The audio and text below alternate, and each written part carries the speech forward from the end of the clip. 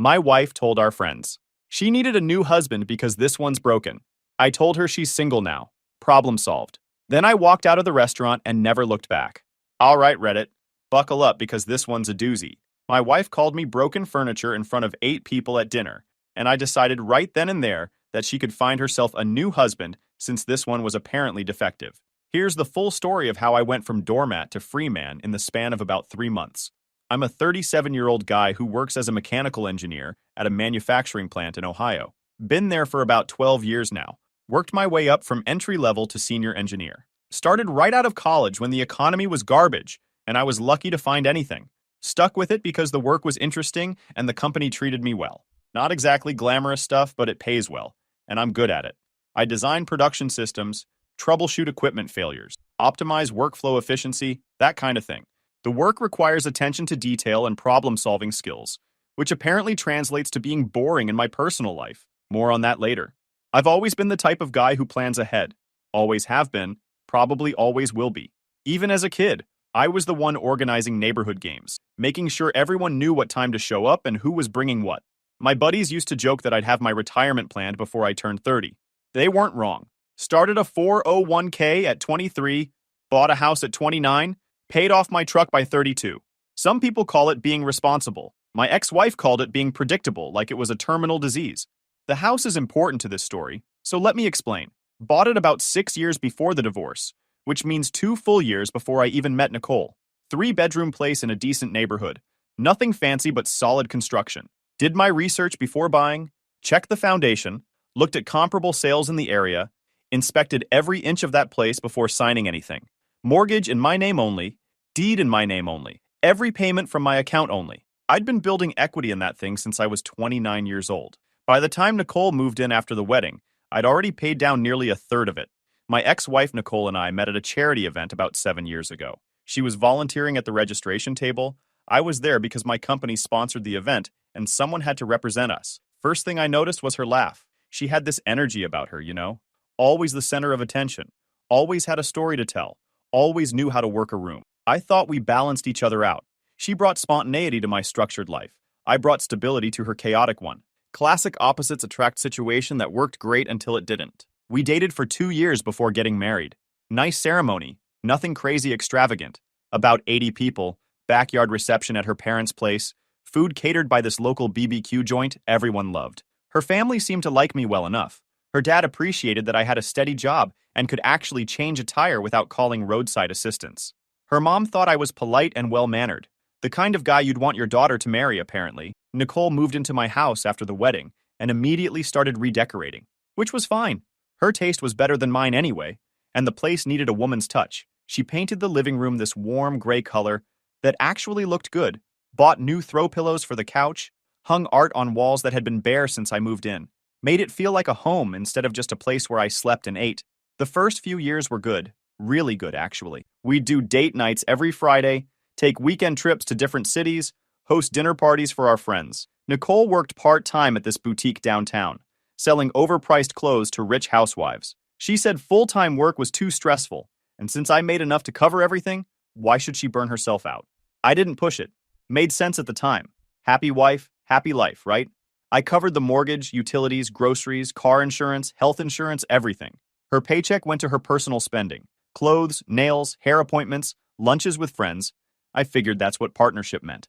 Looking back, the warning signs were there from the beginning. Little comments here and there that I brushed off as her sense of humor. She'd joke about how I was like a golden retriever, always eager to please and following her around. Called me predictable like it was an insult disguised as a compliment. Said things like, "At least you're reliable," when I'd remember anniversaries or plan thoughtful dates. Each comment was small enough to ignore on its own, but they started piling up like snow on a roof. Eventually, something had to give. Her friends didn't help. This group of women she hung out with who all seemed to compete over who had the worst husband. Every brunch was apparently a contest of who could complain the most about their partner. Nicole would come home and make comments about how at least I wasn't as bad as Jenna's husband who forgot their anniversary, or how I was better than Megan's husband who never helped with housework. Faint praise that somehow still felt like criticism. The real problem started about 18 months before everything blew up. Nicole joined this book club through one of her coworkers, bunch of women who met monthly to drink expensive beverages and pretend they'd read whatever novel was on the list. Nothing wrong with that? People need hobbies. But Nicole started coming home from these meetings with new opinions about everything. Suddenly, our life wasn't exciting enough. Our house was too suburban, too cookie cutter, too boring. My job was too predictable, too safe, too unambitious. I needed to be more spontaneous, more adventurous, more whatever she decided I wasn't that week. Started making comments about how her friend's husband surprised her with a trip to Costa Rica, how another friend's husband quit his corporate job to start a food truck, like I was supposed to blow up our entire stable life because some other guy made reckless decisions. The comments got worse. She'd make jokes at my expense during dinner parties, little digs about how I was basically furniture that paid bills. Her friends would laugh nervously while I sat there wondering when my wife had started actively disliking me, started calling me her golden retriever in front of people, which sounds cute until you realize she meant it as an insult. Loyal, dumb, and easy to please. I brought it up a few times in private, asked her why she felt the need to put me down in front of other people. Her response was always the same tired script. I was being too sensitive. It was just her sense of humor. I needed to lighten up. Everyone makes jokes about their spouse. Was I really so fragile that I couldn't handle a little teasing? So I lightened up. I let the comments slide. I told myself that every marriage had rough patches and we'd work through it. I kept planning thoughtful dates and remembering important occasions, and being the reliable, predictable golden retriever she seemed to resent so much. Kept paying every bill, maintaining the house, building our savings while she spent her paycheck on whatever caught her eye. Kept thinking that if I just tried harder, loved her better, proved I wasn't boring, things would improve. They didn't. Then came the dinner that changed everything. We had this monthly tradition with 3 other couples we'd known for years. Good people, solid marriages, the kind of friends you actually look forward to seeing. Dave and Melissa, my buddy from college days. Mike and Brittany, met them through a golf league. Ryan and Courtney, newer additions who'd moved into the neighborhood 2 years back. We'd rotate houses or pick a restaurant and just catch up on life, share what was happening with everyone. That night, we were at this Italian place we'd been going to for years. Nice atmosphere, great pasta, reasonable prices. The usual spot for our group when nobody wanted to host. Nicole was in rare form that evening. She'd had a rough week at the boutique, some issue with a difficult customer and a manager who took the customer's side. I could tell from the moment we sat down that she was looking for a target to unload on, and surprise, surprise, the target was me. The conversation was flowing normally at first. People talking about their kids, their jobs, vacation plans. Ryan mentioned they were thinking about going to Hawaii next spring. Mike was dealing with some project at his company that had everyone working late. Normal dinner party stuff. Then someone asked me about a project I was working on at the plant. New production line I designed that was going to increase output by about 15%. Pretty proud of it, actually. Had been working on the plans for months. Started explaining the basics when Nicole cut me off mid-sentence. God, I need a new husband. She announced it to the entire table like she was ordering dessert. This one's broken. Dead silence. I mean the kind of silence where you can hear the ice settling in people's water glasses. Someone coughed. Her best friend Kayla, who'd come without her husband that night, tried to let out this awkward laugh to break the tension. But Nicole wasn't finished. Seriously, though, he's useless. Just works and sleeps. And it's like being married to a very expensive piece of furniture that occasionally takes out the garbage. 8 people staring at me. My face was probably red enough to guide ships through fog. Dave was studying his breadstick, like it contained the secrets of the universe. Mike was suddenly very interested in the bottom of his water glass. The wives were exchanging those loaded glances women do when someone crosses a line. Nobody knew what to say. Something clicked in that moment. I don't know how to describe it other than a switch flipping somewhere deep in my brain. For 18 months, I'd been making excuses, telling myself things would get better, that she didn't really mean it, that it was just stress or her sense of humor or some phase she was going through. But sitting there in that restaurant, watching my wife smile while she called me broken in front of everyone we knew, I realized something important. She meant every word, and she'd keep meaning it until I did something about it. I'd heard versions of this before, months of little comments, digs about how boring I was, how I wasn't fun anymore, how I needed to try harder, always in front of other people, always brushed off as jokes when I brought it up later. But that night, something different happened. I stopped making excuses for her. I stopped trying to see it from her perspective. I just saw it clearly for what it was. Disrespect. Pure and simple. I picked up my napkin, folded it neatly, and placed it on the table. Stood up slowly, like I had all the time in the world. Everyone was watching, probably expecting me to laugh it off like I always did. You're single now, I said calmly, looking right at Nicole. Problem solved. Started walking toward the door. Wait, what? Nicole's voice behind me, confused like she couldn't process what was happening. Where are you going? Babe, it was just a joke. Come on, sit down. I kept walking. Through the restaurant, past the hostess stand who gave me a sympathetic look, out the front door into the parking lot. My phone started buzzing before I even reached my truck. Ignored it. Got in, started the engine, drove home. The drive took about 15 minutes and I spent every second of it thinking clearly for the first time in months, maybe years. No anger bubbling up, no sadness crashing over me, just this cold clarity about what needed to happen next. Like when you're troubleshooting a broken machine and suddenly you see exactly where the failure point is. Got home, went straight to the bedroom and started packing. Grabbed my laptop for work, enough clothes for a week, all my important documents from the filing cabinet. Passport, birth certificate, social security card, the deed to the house, recent pay stubs, tax returns from the last 3 years. Everything I might need if this turned into a legal situation, which I had a strong feeling it would. My phone had about 30 missed calls by then, texts flooding in every few seconds. Nicole was apparently cycling through confusion, anger, and panic based on the message preview notifications I kept seeing. Where are you? This is crazy. You're overreacting. Please just come back and talk to me. Call me back right now. I turned the phone off completely. Didn't need the distraction. Checked into a hotel about 20 minutes from the house. Nothing fancy, just a clean room with a decent bed and a desk where I could work if needed. Turned my phone back on just long enough to send one text to my buddy Brandon, a lawyer I'd met through the golf league a few years back. Need to talk tomorrow. Divorce stuff. We'll explain in the morning. Then I turned the phone off again and slept better than I had in months. No joke. 8 solid hours of the most peaceful sleep I'd had since before the comments started getting bad. Woke up once around 3 a.m., remembered where I was and why, felt a moment of something that might have been sadness, then went right back to sleep. Morning came with clarity instead of regret. Turned my phone on to about 100 notifications. Missed calls from Nicole, her mom, her sister, 3 of her friends. Voicemails ranging from, "You're overreacting to this is insane," to "Please just call me back." Text messages with every emotional manipulation tactic you can imagine. "I'm so sorry. I didn't mean it. You know I love you. Why are you doing this to us?"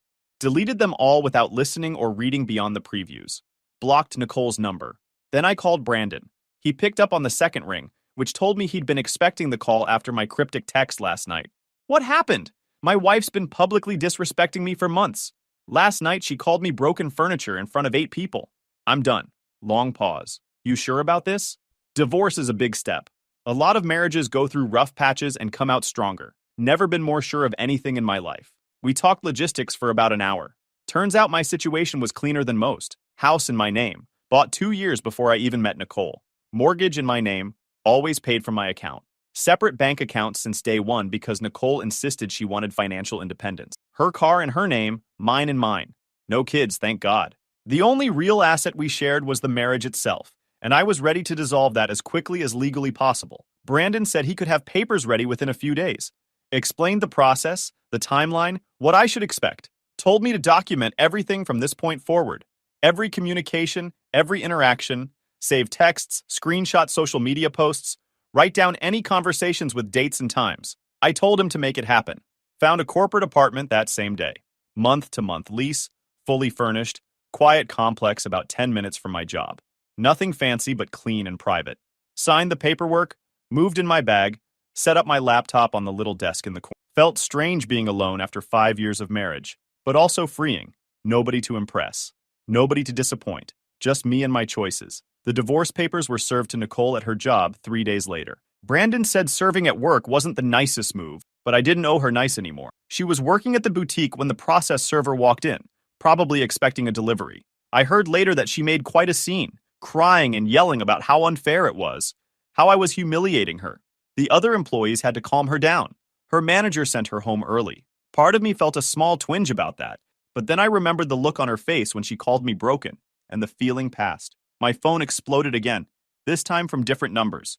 Nicole had clearly recruited her entire support network. Her sister Ashley called from her own phone that evening. "What is wrong with you? Do you know how devastated she is? She's been crying for 3 days straight. She should have thought about that before calling me defective in front of our friends." "It was a joke," she snapped. She was venting. "You're blowing this completely out of proportion." Blocked. Her mom called about an hour later, voice dripping with that particular kind of disappointment mothers-in-law specialize in. "You need to fix this. She was just stressed about work. She didn't mean any of it. Marriage is hard work, you know. You don't just give up when things get difficult. She didn't give up, I asked. She called me broken furniture in front of 8 people. After months of the same garbage, she meant every word. You're being childish, running away from your problems instead of facing them like an adult. And you raised a daughter who thinks publicly humiliating her husband is acceptable. Looks like we both have regrets. Click. Blocked that number too. Nicole's friends started reaching out next. Texts from people I barely knew telling me how sorry she was, how much she missed me, how I was throwing away 5 years over nothing. Each one got the same treatment. Block button. Like playing whack-a-mole with phone numbers, but eventually they ran out of moles. About a week into this whole thing, Brandon called with an update. Nicole had hired a lawyer and was contesting the divorce. Her argument was that I'd abandoned the marriage over a harmless comment, and she was entitled to consideration given our 5 years together. Get statements from the people at dinner, Brandon suggested. They all heard what she said. And based on what you've told me, this wasn't an isolated incident. We need to document the pattern. I reached out to the 3 other couples from that night. Felt awkward asking friends to get involved in my divorce. But Brandon said their testimony could be important. Asked if they'd be willing to provide written statements about what happened. Every single one of them said yes immediately. Dave, who I'd known since college, texted back within minutes. Dude, we've been uncomfortable with how she talks to you for months. That night was brutal to watch. I wanted to say something but didn't know if it was my place. Happy to help however I can. Mike, my golf buddy, called me directly. She crossed a line and we all saw it. You have my support completely. Brittany was furious on the drive home. Kept saying she couldn't believe Nicole would do that to you. Let me know what you need and I'll write whatever statement helps. Ryan, the newest member of our group, sent a long text.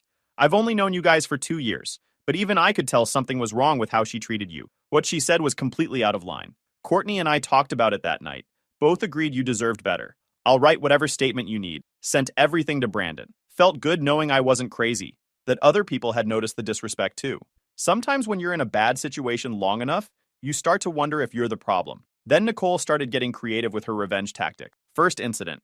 My credit card got declined at a gas station. Standing there like an idiot while the pump rejected my card. Checked my account on my phone and found it frozen. Called the bank immediately. What's going on with my account? Your wife filed a fraud alert, sir. She said you've been making erratic purchases, and she's concerned for your mental state. She requested the account be frozen pending investigation. She's not on this account. I'm the sole account holder. We're getting divorced. I understand, sir, but she provided your social security number, your account number, your mother's maiden name, and enough personal details to seem credible. We had to take the claim seriously under our fraud protection protocols. Took me 3 hours at the bank to sort everything out. Had to show ID, the divorce filing paperwork, proof of residence at my new apartment. Had to speak with 3 different managers and fill out forms declaring my wife had no authorization on any of my accounts. The branch manager was apologetic but firm about following protocol. This is harassment, she said while reviewing my documentation. I'm noting in your file that this woman has 0 authorization on any of your accounts. I'm also flagging your account for additional verification requirements, which should prevent anyone from making changes without your physical presence and multiple forms of ID. I'm sorry you're dealing with this. Documented everything. Got the manager's card. Sent it all to Brandon. This was going to help my case. A few days later, I decided to go back to the house to get more of my stuff. Clothes for different seasons, some tools from the garage, books I'd been meaning to read, a few sentimental items from my pre-Nicole life. Simple enough, I thought. Walked up to my own front door. The door I'd been walking through for 6 years, put my key in the lock, and nothing. She'd changed the locks, on a house she didn't own, on a house I'd bought years before meeting her. Stood there for a minute just staring at the door, my house, the house I'd bought and paid for, the house I'd maintained and improved, the house where every single mortgage payment had come from my account. Called Brandon from the front porch. She changed the locks on my house. The house solely in your name? The one you bought before you even met her? Yep. Long pause, then what sounded like a laugh. Perfect. This helps us tremendously. I'm filing a police report right now and getting you access today. Don't leave the property. 2 hours later, 2 officers showed up and knocked on the door. Nicole answered looking like she hadn't slept in days. Sweatpants, messy hair, eyes red from crying or anger or both. Face went pale when she saw the cops. Ma'am, this gentleman owns this property. He's provided documentation showing sole ownership. You need to let him in. We're married, Nicole protested, voice getting shrill. This is my house too. I live here. The officer, an older guy who'd clearly dealt with 100 situations just like this, looked tired already. Do you own this house? Is your name on the deed or the mortgage? Well, no, but I live here. That should count for something. I have rights. Ma'am, you can't change the locks and prevent the owner from accessing his own property. That's not how property law works. Please step aside. She let me in, glaring the whole time like I was the one who'd done something wrong. I walked through the house I'd owned for 6 years, feeling like a stranger. Found all my belongings in garbage bags in the garage, clothes, books, my grandfather's watch, photos from before I met her, tools my dad had given me. Everything just stuffed into black plastic bags like trash waiting for the curb. Really? I asked, gesturing at the pile. You were going to throw away my stuff? You left. Her voice was acid. You abandoned me over one little joke. What was I supposed to do? Build a shrine to a man who walked out on his marriage? The officers helped me document everything. Took photos of the bags, the changed locks, made note of her statements, wrote it all down in their report. They helped me load my truck with as much as I could fit. As I was leaving, Nicole tried the crying routine, tears streaming down her face, voice cracking. I said I was sorry. Why won't you just talk to me? We can work this out. I'll change. Whatever you want. You never said sorry. You said it was a joke, that I was overreacting. That's not an apology. I'm saying it now. I'm sorry. I'm really, truly sorry. Too late. One of the officers stopped me at my truck before I drove away. Older guy, wedding ring on his finger, probably seen every kind of domestic mess in his career. Good for you, man. Nobody deserves to be treated like that. Seen too many guys stick around way longer than they should because they think they have to. Take care of yourself. Brandon was thrilled with all the new evidence when I sent it over. The changed locks, the garbage bags, the police report. She's destroying her own case with every stunt she pulls, he said. Keep documenting everything. Every single thing. But Nicole wasn't done being petty, not even close. My gym membership got canceled the following week. I showed up for my usual morning workout, and my card wouldn't scan. Called the front desk to find out what happened. Your wife called and said you wanted to cancel. She knew your membership number and account details. She's not authorized to touch my accounts. We're getting divorced. Can you reinstate it? They did, with a password protection this time. Had to create a whole separate PIN just to make any account changes. Then my car insurance company called. Someone had tried to cancel my policy. Same story. Nicole had impersonated me, had enough personal information to sound credible, and nearly left me driving without coverage. Had to lock down everything after that. Every subscription, every service, every account I could think of. Changed all my passwords to random strings I stored in an encrypted app. Added two-factor authentication wherever possible. Set up fraud alerts with all 3 credit bureaus. Changed my security questions to answers only I would know, things Nicole had never heard about. She was systematically trying to make my life difficult, probably thinking the hassle would convince me to come back. Had the exact opposite effect. Every stunt she pulled just confirmed I'd made the right decision. 2 months into this nightmare, the divorce was grinding through the legal system. Brandon filed for exclusive possession of the house, since Nicole had already demonstrated she couldn't be trusted with access to my property. Court day came. Nicole showed up with a lawyer finally, some guy in a cheap suit, who looked like he already regretted taking her case. Probably took it thinking it was easy money, then discovered what he was actually dealing with. The judge was an older woman who'd clearly seen every divorce trick in the book. No-nonsense type with reading glasses on a chain, and zero patience for drama. Nicole's lawyer stood up first. Your Honor, while the house is technically in my client's husband's name, she's resided there for 5 years and has contributed to its maintenance and improvement. Contributed how? The judge interrupted. Was she on the mortgage? Did she make payments? She contributed through household labor and emotional support of the marriage. The judge's eyebrow went up about an inch. Not a good sign for Nicole's side. Brandon presented our evidence next. Methodical, organized, documented. The deed showing I'd owned the house for 2 years before meeting Nicole. Mortgage statements showing every single payment came from my account. Bank records proving I'd covered every household expense during our entire marriage. The utilities, the insurance, the groceries, everything. Then the harassment documentation. Police reports about the changed locks. Bank records showing the fraudulent fraud alert she'd filed. Statements from the gym and insurance company about her impersonation attempts. Photos of my belongings in garbage bags. Additionally, Your Honor, we have signed statements from 6 witnesses who observed Mrs. Patterson publicly humiliating my client at the dinner that precipitated this divorce. This was not an isolated incident, but part of a documented pattern of disrespectful behavior stretching back approximately 18 months. Nicole's lawyer tried to object. Your Honor, my client was simply expressing frustration with her marriage. These witnesses are clearly biased toward the husband. These witnesses include 2 couples who were originally friends with the wife, Brandon countered. They came forward because they found her behavior toward my client inappropriate and wanted to support his case. The judge reviewed everything for what felt like an hour, but was probably 10 minutes. Finally, she looked up. I'm granting exclusive possession of the residence to the petitioner. Mrs. Patterson, you have 30 days to remove your personal belongings from the property. Any further attempts to interfere with Mr. Patterson's accounts, property, or daily life will be considered contempt of court and handled accordingly. Do you understand? Nicole's lawyer nodded quickly, but Nicole herself was having trouble staying composed. Her face was red, hands clenched in her lap. Then came the spousal support hearing. This is where Nicole thought she'd finally win something. Her lawyer had filed a motion claiming she was entitled to ongoing support since she'd sacrificed her career to support the marriage. Your Honor, my client gave up her career ambitions to focus on maintaining the marital home and supporting her husband's career advancement. She's now facing the prospect of rebuilding her professional life at 35 with a significant gap in her employment history. Brandon had documents ready. Your Honor, Mrs. Patterson has worked part-time by choice throughout the entire marriage. Prior to the marriage, she worked the same part-time position she holds now. She made no career sacrifices whatsoever. She simply chose not to pursue full-time employment because her husband's income covered all household expenses. He presented pay stubs, employment records, everything.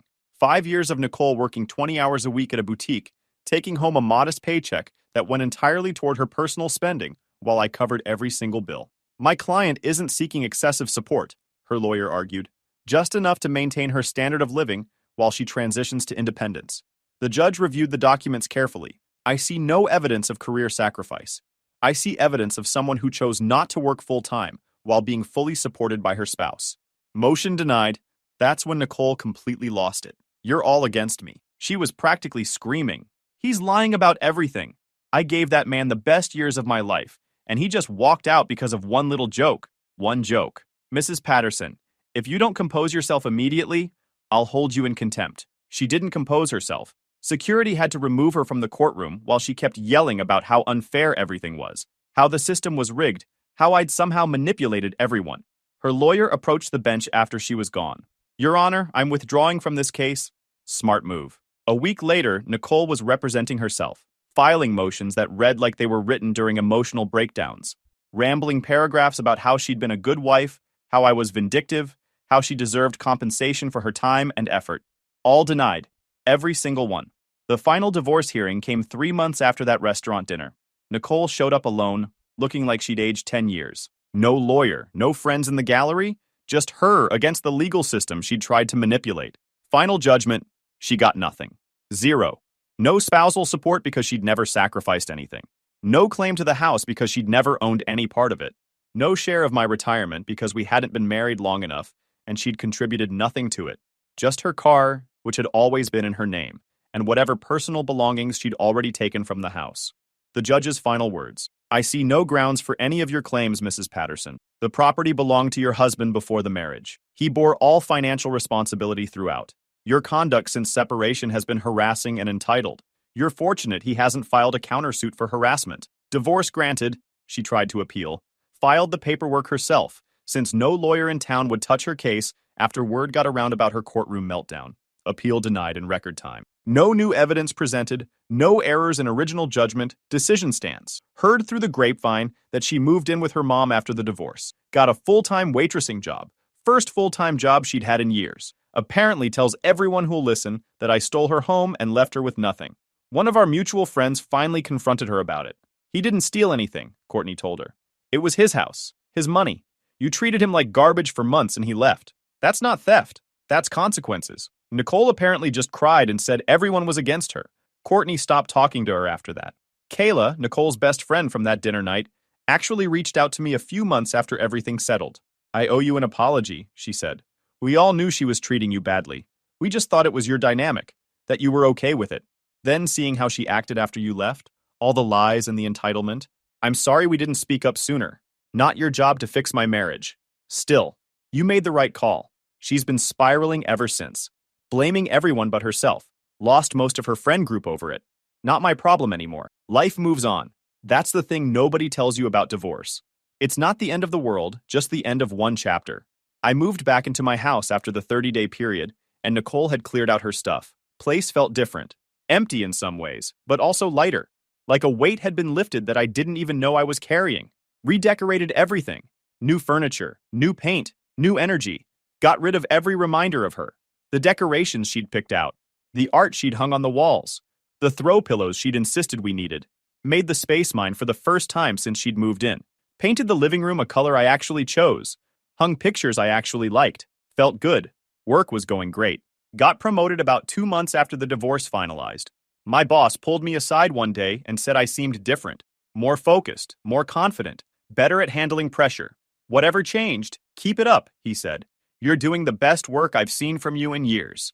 Funny how removing someone who constantly puts you down makes you better at everything else. Started dating again about 6 months later. Nothing serious at first, just getting back out there. Remembering what it felt like to meet new people without someone criticizing me afterward. Met a woman named Lauren at a bookstore of all places. Both reached for the same copy of some thriller novel. Had that awkward moment of whose hand was there first. Ended up talking for an hour about books and movies and life in general. She asked about my ex eventually. Everyone does when you're starting something new. She sounds exhausting, Lauren said after I gave her the brief version. She was. Took me too long to see it. Ew. What made you finally leave? She called me broken in front of people. Like I was a defective appliance she could trade in for a newer model. That's when I realized I'd been accepting disrespect for way too long. Good for you. Takes strength to walk away from something like that. Not sure where things are going with Lauren yet, but it's nice. She's respectful. Actually asks about my day and listens when I answer. Basic stuff that shouldn't feel revolutionary but does after everything I went through. Her sister sent me another message recently from a new number. You destroyed her life. Nah. She destroyed her own life. I just stopped letting her destroy mine too. Blocked that number like all the others. My mom asked me if I regretted the marriage, if I wished I'd tried harder. Only regret is not leaving sooner. You stayed because you loved her, Mom said. Yeah, I did. The dinner crew invited me over last month. Small gathering at Dave's place. They specifically said Nicole wasn't invited and never would be again. We grilled steaks, watched the game, talked about everything except my ex-wife. Felt normal for the first time in a long time. Ran into Steve a few weeks ago, Nicole's dad. Saw him at the hardware store picking up supplies. He spotted me first, came over looking like he wasn't sure what to say.